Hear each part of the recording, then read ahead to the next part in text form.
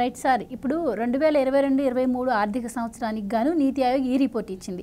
మరి 2014 నుంచి 19 వరకు జగన్మోహన్ రెడ్డి గారే అధికారంలో ఉన్నారు. అంటే ఇప్పుడు వాళ్ళు మాట్లాడుతున్న మాటలను బట్టి చూస్తే నీతి ఆయోగ్ ఇచ్చిన రిపోర్టు కూడా తప్పు అని వాళ్ళు మాట్లాడుతున్నట్టేనా? అండ్ దీని తర్వాత చంద్రబాబు గారు పవర్ పాయింట్ ప్రెజెంటేషన్ ఇస్తే అక్కడ సంక్షేమ పథకాలు అమలు చేయలేమని చెప్పారు. అంటే నిజంగానే ఇచ్చిన హామీలను మరి ఇప్పుడు కూటమి ప్రభుత్వం అమలు చేయలేదా? సూపర్ 6 అమలు చేయడం కూటమి ప్రభుత్వానికి సాధ్యం కాదు అంటారా? మీరేం చెప్తారు?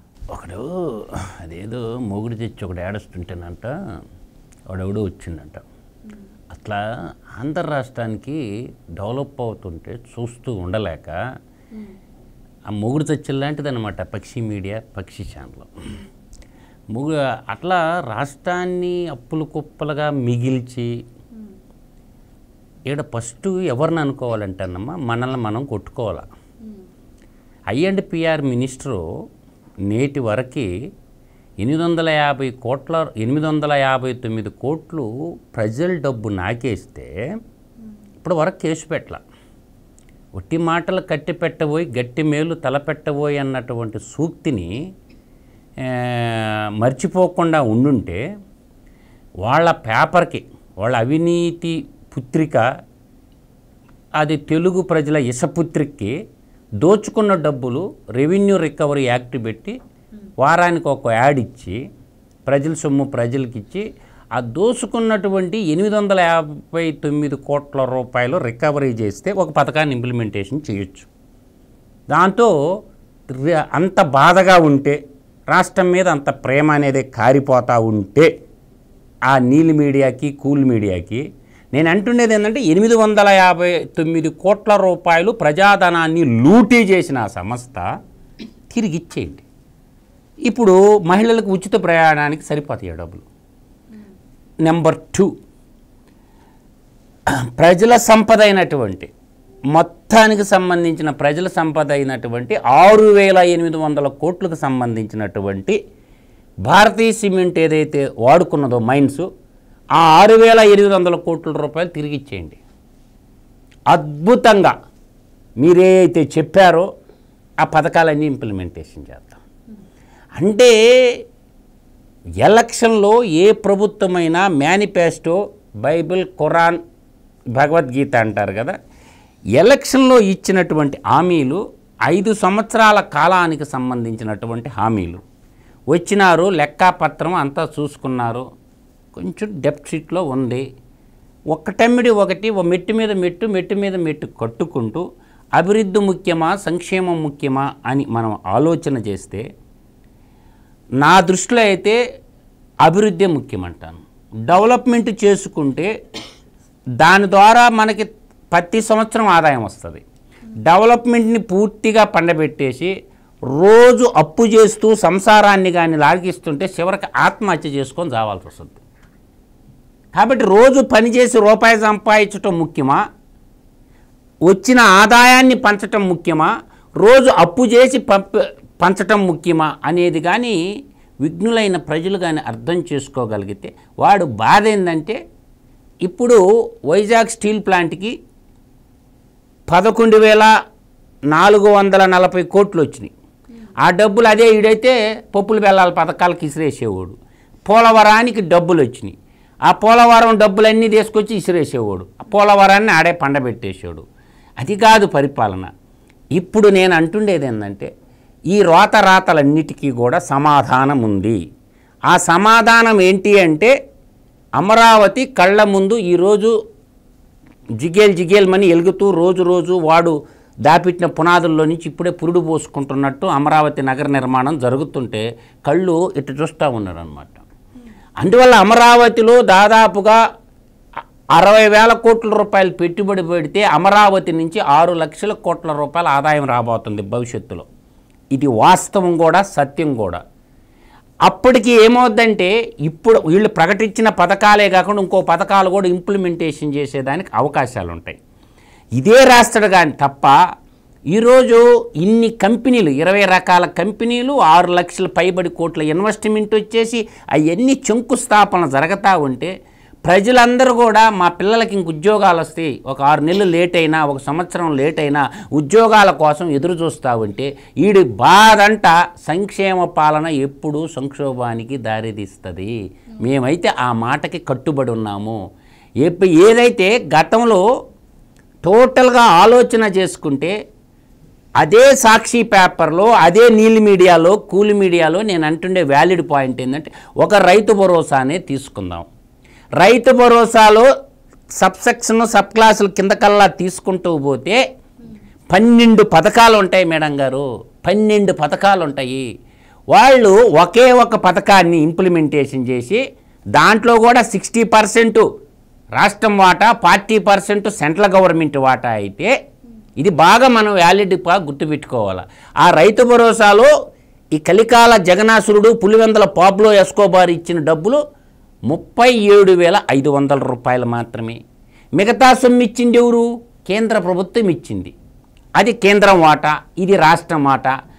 ఈ 37,500 రూపాయలు ఇచ్చి నేనిచ్చానని చెప్తుంటే 14-19 మధ్యకాలంలో ఏకకాలంలో చంద్రబాబు నాయుడు గారు రుణమాఫీ చేశాడు. చాలామంది వ్యాలిడ్ పాయింట్ పట్టుకోవటంలా 50,000 రూపాయల వరకు రైతులకి బాకీలను సింగిల్ 2014 రైతు రుణమాఫీ అని మాట తప్పాడు చంద్రబాబు అని చెప్పి అది అబద్ధాలకి ఆ బ్లాక్ బుక్ చదువుకునే వాళ్ళకంతా కళ్ళు నల్లంగానే ఉంటాయి. ఆ బ్లాక్ బుక్ బాచి అలాగే మాట్లాడద్ది. ఆ బ్లాక్ బుక్ దరిద్రులు అలాగనే మాట్లాడతారు. నిజాలు నిక్కచ్చిగా మాట్లాడాల. 50,000 రూపాయల వరకు రైతులకు రుణమాఫీ జరిగింది ఆ రోజు. వాస్తవం కూడా ఫిగర్లతో సహా చెప్తాను. ఇక్కడ ఏం జరిగిందంటే ఆలోచన మార్చుకున్నట్లయితే చూసుకున్నట్లయితే ఆలోచనతో మంచి మనసుతో చూసుకుంటే ఆ రోజు 1,50,000 దాకా రుణమాఫీ చేస్తానంటే కొంతమందికి 70,000 దాకా పోయింది, కొంతమందికి 1,00,000 రూపాయలు దాకా చివరి 2 విడతలు మిగిలినాయి. ఆ 2 విడతల్లో ఎలక్షన్ కమిషను అప్పుడున్నటువంటి వాళ్ళు ఆపేశారు. నిధులు కూడా ఇవ్వాలనుకుంటే ఆపేశారు. ఇంకొకటి కూడా చెప్తాను నేను. ఆ రోజు బాగా అర్థం చేసుకోగలిగితే ప్రతి ఒక్కరూ 24,500 కోట్ల రుణమాఫీకి బాబు గారికి నిధులు కేటాయిస్తే 18,500 కోట్ల రూపాయలు రైతులకి వ్యవసాయదారులకు వచ్చినాయి మేడం గారు. ఇది సత్యం కూడాను. 24,500 కోట్ల రూపాయల్లో 18,500 కోట్ల రూపాయలు ప్రజల ఖాతాల్లోకి వచ్చిన డబ్బు. కావాలంటే డేటా ఈ రోజు కూడా ఉంటుంది, ప్రభుత్వం బయట పెట్టొచ్చు ఆ డేటాని. దీన్ని కంపేర్ ఏం చేసుకోవాలంటే మేడం, యూపీఏ గవర్నమెంట్లో రాజశేఖర్ రెడ్డి గారు ముఖ్యమంత్రి ఉన్నప్పుడు, మన్మోహన్ సింగ్ ప్రధానమంత్రిగా ఉన్నప్పుడు ఇది ఒకటి కంపేర్ చేసుకోవచ్చు మనం. 70,000 కోట్లు భారతదేశ వ్యాప్తంగా రైతు రుణమాఫీ జరిగితే దాంట్లో తెలంగాణ సీమాంధ్ర నేలకు కలిపి రుణమాఫీ అయ్యింది కేవలం 12,500 కోట్ల మాత్రమే. దాంట్లో తెలంగాణ వాటా తీసేస్తే ఇంకా సీమాంధ్రాకి జరిగినటువంటి రుణమాఫీ ఎంత? కేవలం 7,000 కోట్లు 7,500 కోట్లు రుణమాఫీ జరిగింది. చంద్రబాబు నాయుడు గారు చేసిన కేంద్రంతో సంబంధం లేకుండా సంపూర్ణంగా రాష్ట్రం నిధులతో 24,500 కోట్లు అనుకోని ఎలక్షన్ కమిషన్ అడ్డపట్టడం వల్ల 18,500 కోట్లు ఇచ్చిన మగాడు చంద్రబాబు నాయుడు. మహానేతగాడు ఇచ్చింది మొత్తం కూడా 7,000 కోట్లు దాట్లా. కంపేర్ చేసుకొని చూసుకోండి, స్టాటిస్టిక్స్ తీసుకొని చూసుకోండి. అంటే వాడేం మేతగాడేం మహానేత అయిపోతాడా? చంద్రబాబు నాయుడు 3 రెట్లు అధికంగా రుణమాఫీ చేసినాడు ఆనాడు. ఇది వ్యాలిడ్ పాయింట్ అన్నమాట. దీని గురించి ఎవరు మాట్లాడా? 14-19 మధ్యకాలంలో మేడం గారు ఇరిగేషన్ శాఖలో సరాసరి సగటు అంటారు 13,500 కోట్ల రూపాయలు ఇరిగేషన్ ఖర్చు పెట్టింది తెలుగుదేశం నాటి ప్రభుత్వం. అయితే ఈ కలికాల కాలాంతకుడు, ఈ పులివెందల పొట్టోడు, పులివెందల పారంపోకోడు, ఈ పులివెందల పాబ్లో ఎస్కోబార్ గారు వచ్చినాక సరాసరి ఇరిగేషన్లో ఖర్చు పెట్టినటువంటి డబ్బు 7,200 కోట్లే. ఎవడి మగాడు అని అంటున్నా నేను. అందువల్ల ఏంటంటే 13,500 కోట్ల రూపాయలు ప్రతి సంవత్సరం సరాసరి ఖర్చు పెట్టింది చంద్రబాబు నాయుడు గారు 14-19 కాలంలో. అదే 19-24 మధ్య కాలంలోకి వచ్చేసరికి ఇరిగేషన్ మీద సరాసరి చూసుకుంటే 7,200 కోట్ల రూపాయలు. ఎవడు పనిమంతుడు, ఎవడు పనికి మాలినోడు, ఎవడు ఫ్లైట్లో తిరిగేవాడు. ఆ విధంగా ఏంటంటే ఎలక్షన్ కూటమి హామీ ఇచ్చినటువంటి ఎలక్షన్ మేనిఫెస్టో చెప్పిన మాట వాస్తవం. దాన్ని బాబు గారు ఇవ్వనని ఎక్కడ చెప్పాడు? ఇచ్చిన హామీలు 5 సంవత్సరాల లోపల అమలు చేయకపోతే అప్పుడు అడగండి. ఎందుకు తొందరపడి ఒక కోయిల ముందే కూర్చుందని తొందరగా ఎందుకు మాట్లాడుతున్నారు? కాబట్టి ఆలోచన చేసుకుంటే బాబు గారు ఎలక్షన్ రిజల్ట్ వచ్చిన తెల్లారి నుంచి ఓటమిని జీర్ణించుకోలేక ప్రజా తీర్పుని గౌరవించిన చేతగాకరన్నట్టు ఈ రోత మీడియా అసలు భూమి మీదే ఉండకూడదు. కాబట్టి ప్రభుత్వం అసలు ఆ సాక్షి పేపర్ ప్రింటింగ్ అయ్యే చోట ముందు కరెంట్ కట్ చేయండి, వాటర్ కనెక్షన్లు కట్ చేయండి, వాళ్ళ పేపర్కి ఏడాడ ఉండయో ప్రింటింగ్ మొత్తం మూసేయండి, సోకాజ్ నోటీసులు ఇష్యూ చేయండి. ఈ విధంగా అబద్ధాలు వడ్డీ వారిస్తా ఉంటే మనం చూడకూడదు. నేను అంటుండే వ్యాలిడ్ పాయింట్ ఏంది, తొందర ఎందుకు పడుతున్నారు? 7 నెలలు జరుగుతుంది, మార్చి 31తో అయిపోద్ది. వచ్చే సంవత్సరం నుంచి ఇప్పుడు ఆల్రెడీ 2 పథకాలు పట్టాలు ఎక్కించారు కదా, పింఛన్ పథకం పట్టా ఎక్కించారు, సూపర్ 6లో దీపం పథకం పట్టాలు ఎక్కించారు. ఇంకా 4 పథకాల్లో 1 by 1 రేపు అమ్మఒడి పథకాన్ని రేపు స్కూల్ ఆరంభించగానే వదిలేస్తారు. ఈ మొండ అప్పుడే చేసింది, ఎక్కంగానే అన్ని పథకాలు పెట్టిందా, అన్ని ఇంప్లిమెంటేషన్ చేసి అన్ని నవరంధ్రాల పథకాలే కదా. జగన్మోహిని రెడ్డి అనేవాడు ఇచ్చినటువంటి ఈ పులివెందల ఈ జాన్ రెడ్డి ఈ 11 రెడ్డి ఇచ్చిన హామీల్లో 85% అమలు కాల. ఏం చెప్పుకున్నాడు? నేను 98% చేసినానని చెప్పుకోండు. 85% హామీలు అమలు చేయాలి ఇచ్చిన మేనిఫెస్టోలో. 19-24 మధ్య 19 ఎలక్షన్లో ఇచ్చిన హామీలు 85% అమలు కాకుండా ఉన్నటువంటి మేనిఫెస్టో వాడిది. వాడే కథలు చెప్తుంటాడు.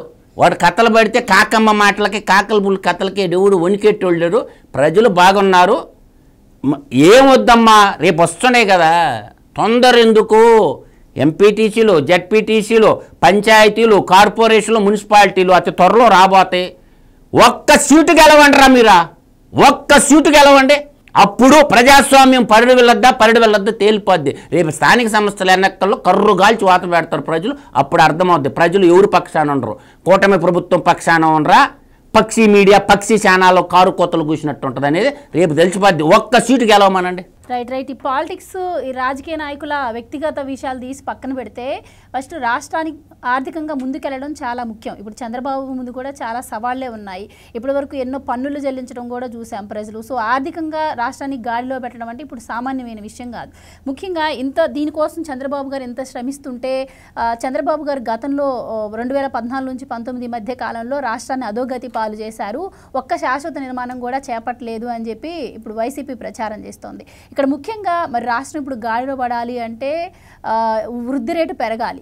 సో ముఖ్యంగా ఈ మౌలిక వసతులు ఏవైతే ఉన్నాయో వాటిపైన దృష్టి పెట్టాల్సిన అవసరం ఉంది. సో జగన్మోహన్ రెడ్డి గారి హయాంలో మౌలిక వసతులపైన ఎంత మాత్రం దృష్టి పెట్టారు, ఎంత నిధులను కేటాయించారు, మరి చంద్రబాబు గారు వచ్చాక మారిన పరిస్థితి ఏంటి? నేను అనేదన్నమ్మా, ఇప్పుడు కళ్ళుండి చూస్తే అవుపడతాయి. హైకోర్టు యాడ్ నడిచింది, మౌలిక వసతే కదా. అసెంబ్లీ ఎక్కడ నడిచింది? గడిచిన 5 ఏళ్ళు అసెంబ్లీ ఏడన్నా అరణ్యాల్లో పెట్టుకొని నడిపించారా? ఏంది? మండలి ఎక్కడ నడిచింది? అసలు పరిపాలనా భవనం సెక్రటేరియట్ ఉద్యోగస్తులు అందరూ ఏ బిల్డింగ్లో కూర్చొని పరిపాలన చేశారు గడిచిన 5 ఏళ్లలో? నువ్వేమన్నా ఒక బిల్డింగ్ కట్టినవా? ఆ బిల్డింగ్ బాబు గారు కట్టిన బిల్డింగ్లోనే కదా పరిపాలన జరిగింది. కొనుక్కున్నాడు, ఎందుకంటే వాడు తాడేపల్లి కొంపలకు కొనుక్కున్నాడు కదా కుర్చీలు, బాగా ఇటలీ ఫర్నిచర్ కొనుక్కున్నాడు, వాడు కొంపకు కొనుక్కున్నాడు. అంటే సచివాలయంలో ప్రజాదేవాలయంలో కొంటే తప్పని వాడు కొంపలోకి కొనుక్కున్నాడు. ఆ ఫర్నిచర్ కూడా వెనక్కి ఇటీవల ప్రజల సిగ్గు లేకుండా ప్రజల డబ్బులతో కొనుక్కున్న ఫర్నిచర్ కూడా వెనక్కి ఇటీవల. అంటే నేను అనేది ఒకటి గుర్తుపెట్టుకోండి, ఏ రంగంలో తీసుకున్నా చంద్రబాబు నాయుడు గారు ఆయన ఒక విజన్ ఉన్న లీడరు, పరిస్థితుల్ని ముందే అంచనా ఇచ్చి ఒకటమిడి ఒకటి చేసుకుంటూ వస్తాడు. ప్రజలు ఏం చేస్తారంటే ఆ ఫలాలు రాబోయే లోపు ఈయన దించేస్తారు. జరుగుతుండేది అది. గతంలో కూడా చూశారు, 95 నుంచి 2004 దాకా ఈ సంస్కరణోద్యమాలు పెట్టించి అక్కడ కేంద్ర ప్రభుత్వంతో సఖ్యతగా ఉండి అన్నీ నిర్మించుకుంటా వచ్చి ఫలాలు అనుభవించిపోయేలోపు ఆయన దింపేస్తారు.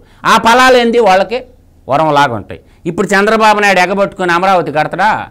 బాగా జిగేల్మంటే హైటెక్ సిటీ కట్టినట్టు కడతాడు అమరావతి. ప్రజల్లో బిస్కెట్లకు అలవాటు పడతారు కదా. మళ్ళీ చంద్రబాబు నాయుడు రేపు పోలవరం కూడా కంప్లీట్ చేసి జాతికి అంకితం చేస్తాడా? అవన్నీ మర్చిపోతారు. మర్చిపోయి ఎదవలతోటి మళ్ళీ సమాసం చేస్తారు. కాబట్టి ప్రజల్లో విజ్ఞతతో ప్రదర్శించాలి. ఇవాళ అనేది వైజాగ్ స్టీల్ ప్లాంట్ ఉంది, దాని పక్కన ఇంకొక ఆర్ఎస్ఎస్ మెటల్ కంపెనీ వస్తుందా, చంద్రబాబు నాయుడు తెచ్చిన అభివృద్ధిని అంతా చూస్తారో ఉపాధి చేసుకుంటారు, రేపు ఓటు పోయేయాలంటే చూద్దాం బా ఇంకోసారి అని ఓటాడు తిప్పేశారనుకో, ప్రజలు చాలా అప్రమత్తతగా ఉన్నారు. యువతకి ఉద్యోగాలే ధ్యేయంగా ప్రభుత్వం పనిచేయాలి. నా దృష్టిలో ఆపేయండి, సంక్షేమ పథకాలు మొత్తం ఆపేయండి, రాష్ట్రాన్ని అభివృద్ధి చేసుకుందాం, ఆపారేయండి.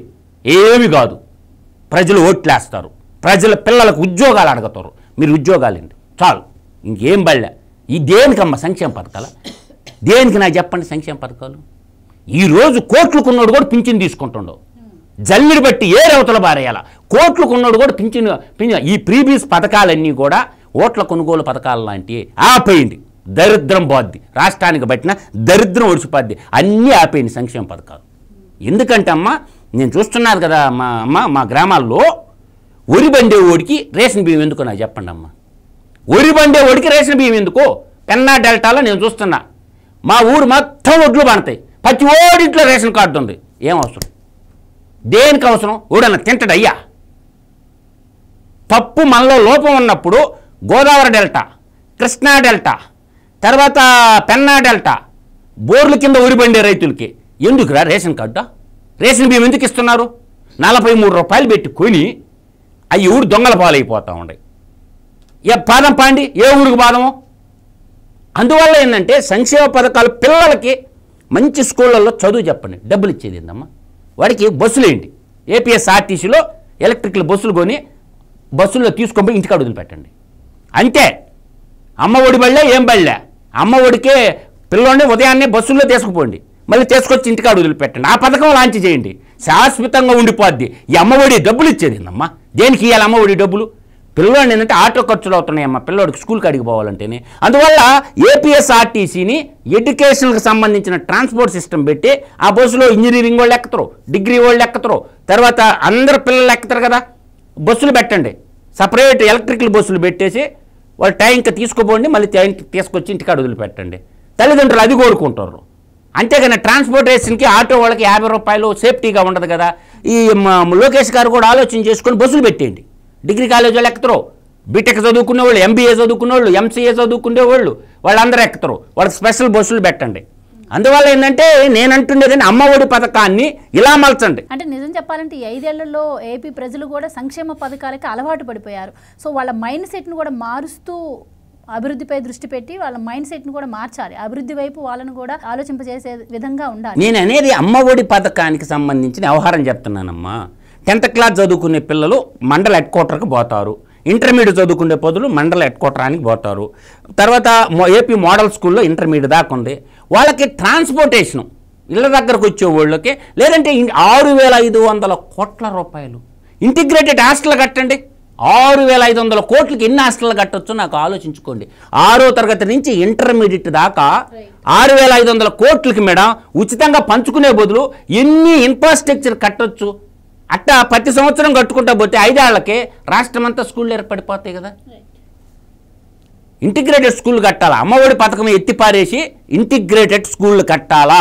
పిల్లోని 6వ తరగతిలో జాయిన్ అయిందనుకో గురుకులాల్లో, మళ్ళీ ఇంటర్మీడియట్ దాకా ఇంటికి పంపించే పనిలే, ఉచితంగా ఇంటర్మీడియట్ అయిపోయిందా చదివించాలి. ఆ పనికి ఆరంభింపాలి కానీ ఏంటి డబ్బులు ఇచ్చేది ఏంటి కరెక్ట్ కాదు, డబ్బులు ఇచ్చేది కరెక్ట్ కాదు. నేను అని చెప్పిందే కరెక్టు. 6వ తరగతి నుంచి ఇంటర్మీడియట్ వరకు 10+2 వరకు 7 సంవత్సరాలు పిల్లలను స్కూల్లో జాయిన్ చేస్తే ఇంకా వాడిని 7 సంవత్సరాలు ఇంటికి పోకూడదు, వాడు స్కూల్లోనే ఉండాలా, కర్ర బెత్తాన్ని తీసుకొని చదువు చెప్పియాలా. అది కోరుకుంటారు తల్లిదండ్రులు. Right sir, thank you so much అండి.